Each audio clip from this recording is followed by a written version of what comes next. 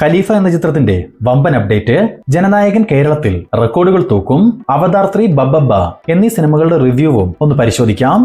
ദളപതി വിജയിയുടെ മകൻ ജാസൻ സഞ്ജയ് സുദീപ് കിഷനെ നായകനാക്കി സംവിധാനം ചെയ്തു വന്നിരുന്ന സിഗ്മ എന്ന ചിത്രത്തിന്റെ ഷൂട്ടിംഗ് വർക്കുകൾ ഇന്ന് പൂർത്തിയാവുകയുണ്ടായി. ഒരു ആക്ഷൻ ത്രില്ലർ റൊമാന്റിക് സിനിമയായി തയ്യാറാവുന്ന സിഗ്മ നിർമ്മിക്കുന്നത് ലൈക്ക പ്രൊഡക്ഷൻസിന് വേണ്ടി സുഭാസ്കരനാണ്. മാത്രമല്ല ചിത്രത്തിന്റെ ആദ്യ ഒഫീഷ്യൽ ടീസറും ഈ വരുന്ന ഡിസംബർ 23 പുറത്തു വരുമെന്ന് അറിയാൻ സാധിച്ചിട്ടുണ്ട്.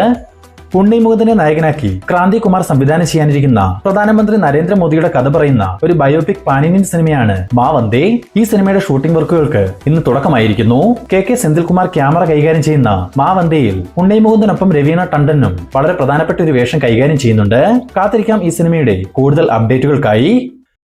സൂര്യ നായകനാക്കി ജിത്തു മാധവൻ സംവിധാനം ചെയ്തു വരുന്ന ഏറ്റവും പുതിയ സിനിമയാണല്ലോ സൂര്യ 47. ചിത്രത്തിന്റെ ഒരു പ്രൊമോ ഷൂട്ട് ഇന്ന് കൊച്ചിയിൽ വെച്ച് നടക്കുകയുണ്ടായി. സൂര്യ ഒരു പോലീസ് ഓഫീസറുടെ വേഷത്തിലെത്തുന്ന ഈ ചിത്രത്തിന്റെ പ്രൊമോ ഷൂട്ടിൽ സൂര്യയും പങ്കെടുത്തിരുന്നു. നിലവിൽ നമുക്ക് ലഭിച്ചിരിക്കുന്ന വിവരങ്ങൾ പ്രകാരം പ്രൊമോ ഷൂട്ടിന് ശേഷം ചിത്രത്തിന്റെ നോർമൽ ഷൂട്ടിന്റെ ആദ്യ ഷെഡ്യൂളും പൂർത്തീകരിച്ച ശേഷം മാത്രമേ സൂര്യ കൊച്ചിയിൽ നിന്നും മടങ്ങുകയുള്ളൂ. മാത്രമല്ല വരുന്ന ജനുവരി മാസത്തിൽ സിനിമയുടെ ടൈറ്റിൽ റിവീൽ ചെയ്തുകൊണ്ട് പ്രൊമോ വീഡിയോ പുറത്തു വരികയും ചെയ്യും.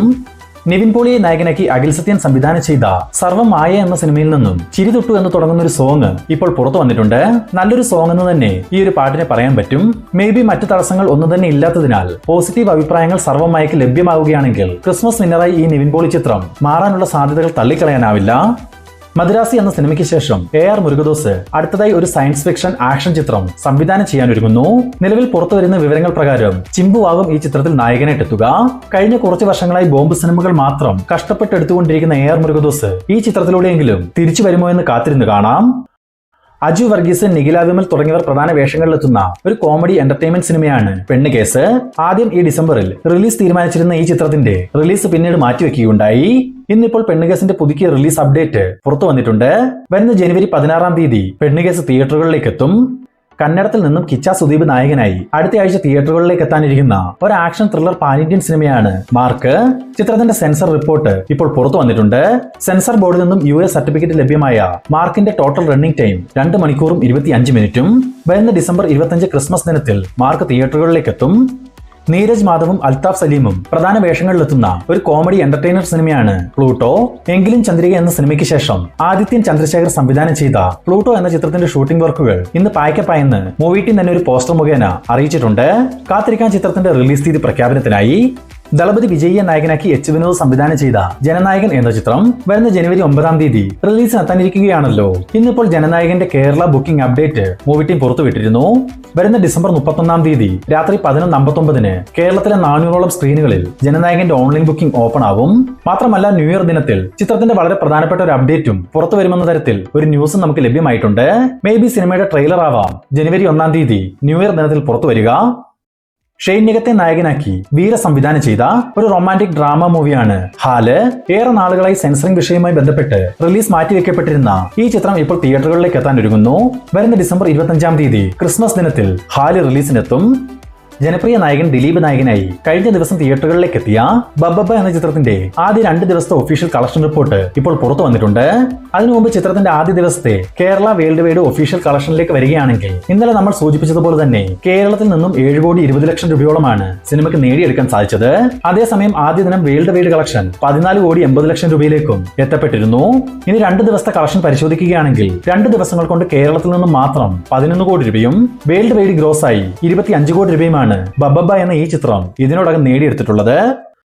സൂര്യ നായകനാക്കി RJ ബാലാജി സംവിധാനം ചെയ്ത കറുപ്പി എന്ന ചിത്രത്തിന്റെ വളരെ പ്രധാനപ്പെട്ട ഒരു അപ്ഡേറ്റ് ഇന്ന് പുറത്തു വന്നിരുന്നു.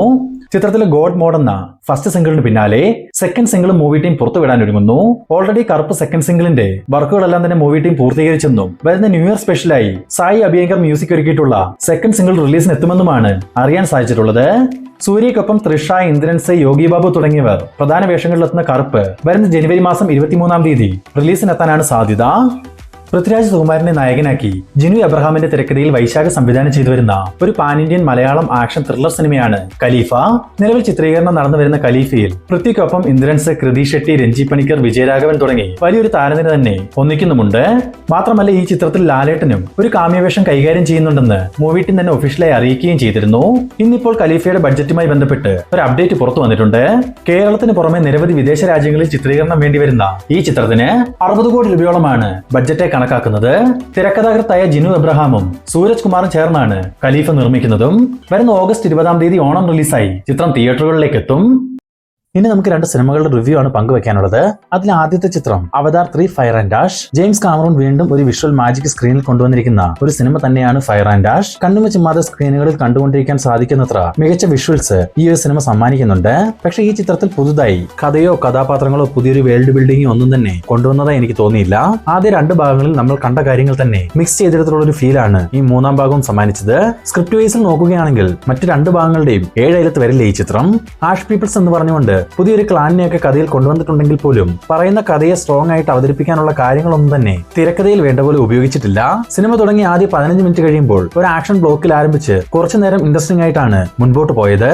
എന്നാൽ പോകെ പോകെ പതിയെ ലാഗ് ഫീൽ ചെയ്തു തുടങ്ങി. ആക്ഷൻ പോർഷൻസ് എല്ലാം എൻഗേജിംഗ് ആയെങ്കിൽ കൂടി 3 മണിക്കൂറിലധികം സമയം കണ്ട കാര്യങ്ങൾ തന്നെ വീണ്ടും വീണ്ടും കാണുന്നു എന്നൊരു തോന്നൽ കുറച്ച് അസഹനീയമായിരുന്നു.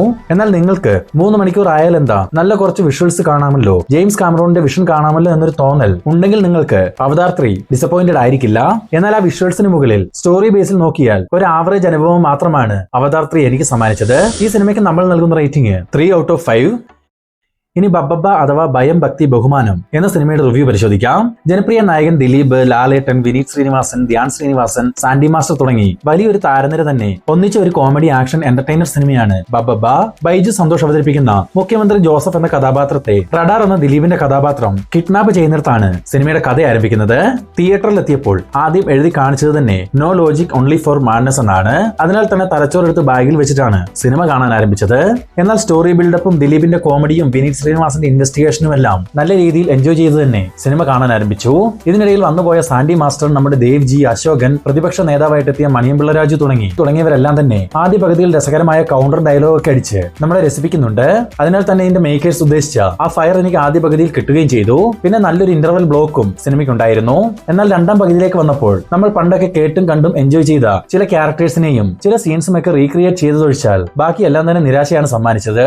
ഇതിന്റെ മേക്കേഴ്സ് ഒരു വട്ടുകഥയാണ് പറയാൻ ഉദ്ദേശിച്ചത്. എന്നാൽ ആ വട്ടുകഥ കാണാനും കേൾക്കാനും അറിയാനും ഞാൻ തയ്യാറായിരുന്നു. പക്ഷെ അവർക്ക് അവരുദ്ദേശിച്ച കാര്യം പോലും സിനിമയ്ക്കുള്ളിൽ ഡെലിവറി ചെയ്യാൻ സാധിച്ചില്ല എന്ന് വേണം പറയാൻ. പിന്നെ ലാലേട്ടനെ ഈ സിനിമയിൽ കൊണ്ടുവന്നതാണ് ഈ സിനിമയുടെ ഏറ്റവും വലിയ നെഗറ്റീവായി എനിക്ക് തോന്നിയിട്ടുള്ളത്. ലാലേട്ടനെ സ്ക്രീനിൽ എത്തിയതും സംവിധായകൻ പറഞ്ഞ കഥയെല്ലാം മറന്ന് ഒരു നൂലഴിഞ്ഞ പട്ടം പോലെ എന്തൊക്കെയോ കാട്ടിക്കൂട്ടുന്നതായി തോന്നി.